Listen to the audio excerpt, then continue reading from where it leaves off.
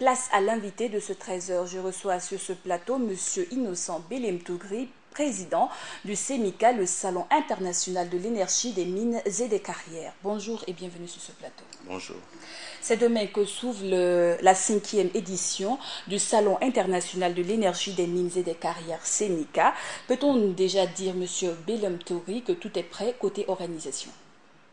Merci pour cette invitation qui nous agrée. L'état actuel de préparation du CEMICA 2016 présente un taux d'avancement de 99,99%. Juste pour dire qu'à J-1, cet important rendez-vous annuel des professionnels de l'énergie, des mines et des carrières est fin prête pour accueillir les participants nationaux et internationaux. Alors, pourquoi avoir axé déjà le thème de cette 5e édition sur le volet de la transition énergétique et la RSE, la responsabilité sociale des entreprises? Vous le savez, le CEMICA, c'est un événement, c'est une plateforme de discussion et d'échange entre les professionnels mondiaux et africains de l'énergie, des mines et des carrières. Événement au cours duquel il y a des thématiques d'actualité qui sont abordées. Et cette année, nous avons voulu traiter de questions assez spécifiques, assez techniques, dont la transition énergétique, parce qu'aujourd'hui, simplement, l'énergie thermique qui est la plus utilisée a montré ses limites. Nous sommes obligés d'envisager un mix énergétique en diversifiant nos sources. Nous avons le coût du pétrole que nous ne maîtrisons pas. L'énergie thermique y est liée. Donc il faut envisager pour le développement en tout cas du continent africain d'autres sources d'énergie comme le solaire, comme les énergies renouvelables, comme la biomasse, pour avoir un mix énergétique capable de fournir l'énergie dont l'Afrique a besoin pour son développement. Donc ce sera le lieu d'aborder toutes ces sources d'énergie, comment les produire, comment les financer, parce que l'énergie également a un coût, pour arriver à fournir au continent africain l'énergie dont elle a tant besoin pour son développement. Pour la question de minière, aujourd'hui, les investisseurs ont pris goût à venir sur le continent africain. Elles opèrent depuis quelques années sur le continent. Il était de bon ton pour que le CEMICA puisse réunir les gouvernants, les entreprises privées qu'on appelle investisseurs, et également des acteurs de la société civile pour discuter, faire un peu l'état des lieux du travail de tout un chacun, afin de dégager l'attitude, le comportement que et le rôle que chaque acteur doit jouer, afin que l'exploitation minière puisse se développer en toute quiétude au Burkina et à travers l'Afrique. Vous avez remarqué à des moments donnés des mouvements d'humeur où des populations vandalisent les sites miniers, c'est simplement parce que certaines entreprises ne font pas appel à la RSE, à leur responsabilité sociétale d'entreprise.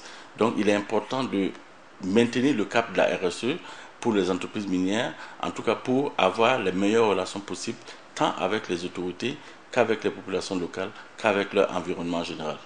Monsieur Belem-Tougri, vous parlez de mix énergie, alors que l'on sait que les mines sont de véritables consommatrices d'énergie dans un pays, voire dans un continent comme l'Afrique, où il y a toujours une certaine difficulté de maîtrise des énergies renouvelables. Pensez-vous que cela est réalisable pour le cas? Le mix énergétique est absolument réalisable en Afrique. L'Afrique est immensément riche de diverses sources d'énergie. Vous prenez par exemple le solaire qui arrose complètement l'Afrique de l'Ouest toute l'année et le Maghreb également toute l'année. Vous avez le bassin du Congo qui, à lui tout seul, peut alimenter tout le continent africain en énergie. Nous avons diverses sources d'énergie et ce mix-là, il est possible simplement si on le veut, mais on peut le réaliser dans une version intégrée. C'est-à-dire aucune nation aujourd'hui ne peut résoudre à elle seule ses propres problèmes d'énergie. Il faut aller sur des projets régionaux où chaque pays peut mettre un peu d'argent dans une cagnotte qui va permettre de financer un projet beaucoup plus grand de mix énergétique afin de satisfaire tous les besoins continentaux. Donc, à notre sens, le mix énergétique, il est plus que nécessaire, il est même absolument vital, en tout cas pour la survie de l'économie africaine. Alors, autre question, le Burkina figure dans le top 5 des pays producteurs d'or en Afrique. Pourtant, les Burkinabés, dans leur ensemble, disent ne pas sentir la présence des sociétés minières dans le cours de leur vie. À quel type de conclusion peut-on aboutir concernant les conférences sur la RSE qui doivent se tenir dans le cadre de la 5e édition du CENICA? Vous savez, depuis plusieurs années, le continent africain voit ses ressources minérales exploitées par des investisseurs tant africains qu'étrangers. Et le citoyen africain souhaiterait ressentir cela dans le panier de la ménagère. Si ce n'est pas le cas, il y a des plaintes, il y a des humeurs. Et cela est simplement dû au fait que certainement la répartition des fruits de la richesse minière ne sont pas équitablement faits. Donc c'est en cela aussi que lorsque nous parlerons de RSE avec les entreprises minières, elles auront l'occasion de nous dire ce qu'elles font déjà au niveau des populations locales en termes d'investissement sur les écoles, sur les projets de santé, sur les projets d'infrastructure, également ce qu'elles reversent aux différents budgets nationaux des États où elles opèrent, et les gouvernants aussi diront ce qu'elles font en termes de RSE également, parce que la RSE n'intéresse pas que les entreprises minières, que les investisseurs, elle intéresse autant les gouvernants, autant les entreprises, autant la société civile, autant que nous aussi, population africaine. Nous devons avoir une démarche RSE afin que le développement de l'Afrique puisse se faire de manière endogène, mais de manière organisée pour, pour l'avenir. Outre ces conférences, quelles sont les activités phares de ce CEMICA? Le CEMICA 2016, c'est déjà une cérémonie d'ouverture qui aura lieu demain sur le coup de 9 heures à la salle de conférence de Ouaga 2000. Ensuite, nous avons 4 grandes conférences. L'une portera sur la transition énergétique, dont vous avez parlé tout à l'heure. Ensuite, sur la RSE des entreprises minières en Afrique. La troisième conférence portera sur le développement, sur mines et développement durable. Et la dernière conférence portera sur le développement des énergies renouvelables en Afrique. Nous aurons un grand espace d'exposition. Nous attendons 3000 participants nationaux et internationaux. Nous avons plus de 50 médias accrédités. Nous attendons 45 nationalités différentes d'Afrique et du reste du monde. Et enfin, nous avons 50 étudiants qui participeront à notre programme RSE, notre student programme que nous initions chaque année. Alors, vous parlez tantôt de 3000 participants. Combien d'entre eux ont déjà signalé leur présence? Les présences, les kits, la plupart des kits ont été distribués entre hier et aujourd'hui et ça continue du côté de la salle de conférence de Ouaga 2000 et nous pensons que d'ici la fin de la journée, le maximum auront retiré leur kit de participation parce que les stands sont prêts depuis quelques jours et les décorations de stands se poursuivent. Nous comptons en tout cas tout fermer ce soir pour une belle ouverture demain. Alors, une autre question qui préoccupe beaucoup de personnes, c'est la question sécurité, vu que l'accès est libre. Qu'en est-il de ce côté? Effectivement, cette année, l'accès des visiteurs du CEMICA est gratuit. Nous avons opté pour un libre accès des visiteurs sur simple présentation d'un badge visiteur qui est disponible auprès de nos partenaires et de nos sponsors, afin de permettre au maximum de professionnels et au public de vivre l'événement. Nous invitons donc tous ceux qui souhaitent visiter le CEMICA à prendre attache avec l'un de nos partenaires ou nos sponsors, visibles sur nos supports de communication, afin de demander un badge visiteur. La sécurisation maximale de l'événement est prévue et nous prions tous les participants et les visiteurs à bien vouloir respecter les consignes de sécurité qui seront données parce que nous avons opté pour une tolérance zéro à cette activité parce que nous souhaitons que le CEMICA puisse débuter et se terminer en toute quiétude pour les participants mais également pour la nation burkinabé qui accueille cet événement depuis 5 ans maintenant.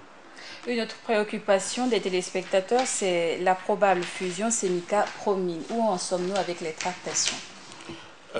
Il est vrai que le CEMICA a été approché par le ministère en charge des mines et de l'énergie pour une collaboration afin de doter le Burkina Faso d'un grand événement minier. Sur le principe, nous avons marqué notre accord. Nous sommes en train de poursuivre la discussion avec le ministère afin de rassurer toutes les parties et de garantir les intérêts de toutes les parties. Donc, sur le principe, nous ne sommes pas contre. Nous avons accéléré les discussions ces derniers temps afin que, et nous sommes parvenus même à nous accorder sur les grandes lignes qui seront certainement communiquées par l'autorité de tutelle. Elle est la voie la plus autorisée pour cela. Donc pour l'instant, nous avons des relations cordiales avec le ministère. Nous sommes compris sur les grandes lignes et une convention est en train d'être peaufinée afin que toutes les parties s'engagent en connaissance de cause et s'engagent également à doter le Burkina Faso d'un grand événement minier mais international et annuel. Merci beaucoup, merci d'être venu sur ce plateau. Si vous le permettez, je vais juste dire un dernier mot sur ce plateau. Permettez-moi de remercier son Excellence M. Roch-Marc Sankabouré, chef de l'État de Burkina Faso, pour le grand soutien qu'il a apporté au CEMICA 2016. Également à son Excellence M. le Premier ministre Paul Kabatieba, qui est le patron du CEMICA, à l'ensemble de son gouvernement, à nos partenaires sponsors sans lesquels il n'aurait pas été possible de réaliser le CEMICA, à nos partenaires médias qui se sont engagés avec nous, à la presse nationale et internationale, au peuple burkinabé qui a épousé cette manifestation et qui lui a toujours témoigné un soutien sans faille, et enfin à l'ensemble des peuples d'Afrique qui ont enfin compris que leur destin se trouve entre leurs propres mains. Merci beaucoup. C'est moi qui vous remercie. C'est tout pour cet entretien avec M. Innocent Belem Touré, président du CEMICA, le Salon international de l'énergie des mines et des carrières. Entretien qui met fin au journal de 13h sur la chaîne Burkina Info. À tous ceux qui nous ont suivis à Fadangourma et partout ailleurs dans les 45 provinces du Burkina, Kansala.